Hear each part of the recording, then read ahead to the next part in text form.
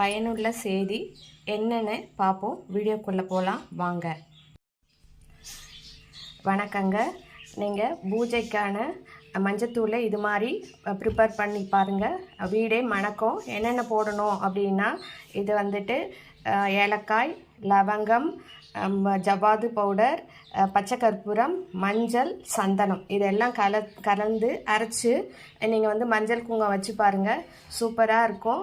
அதாவது வீடே மணக்கும், நல்லா இருக்கும், வாசனையாக இருக்கும். பூஜை ரூம்குள்ளே போனால் நம்மளுக்கு வெளியே வர்றதுக்கான மனசே இருக்காது.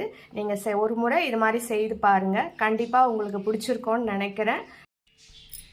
இப்போ ஒன்று ஒன்றா நம்ம இதில் கொட்டிக்கலாம். ஃபஸ்ட்டு மஞ்சள் கொட்டுறேன், சந்தனம்,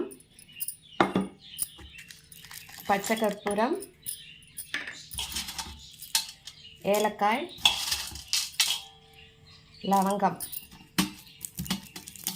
ஜவ்வாது இப்போவும் சேர்த்துக்கலாம். இல்லைன்னா நீங்கள் அரைச்சதுக்கு அப்புறமா சேர்த்துக்கோங்க. அதில் சேர்த்துக்கிட்டாலும் பரவாயில்ல, எப்படி வேணாலும் பண்ணிக்கலாம்.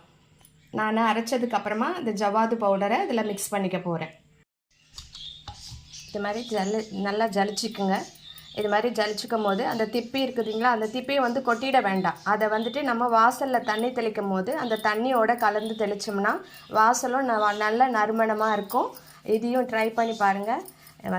வந்துடுச்சா? திப்பி வந்துடுச்சு. இப்போ இதை எடுத்து வச்சிட போகிறேன். இப்போ அதுக்கு அடுத்தது நான் சொன்னேனுங்களா, ஜவ்வாது பவுடர் கொட்டியாச்சு. இப்போ அப்படியே கலந்து விட்டுடுங்க. ரெடி ஆகிடுச்சு. இது நீங்கள் பூஜைக்கு பயன்படுத்தி பாருங்கள். செமையாக சூப்பராக வாசனையாக இருக்கும். நம்ம வீடே வந்து ரொம்ப வாசனையாக இருக்கும்.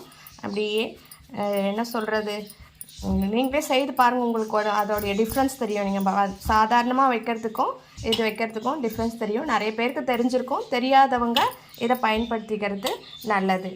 தேங்க்யூ.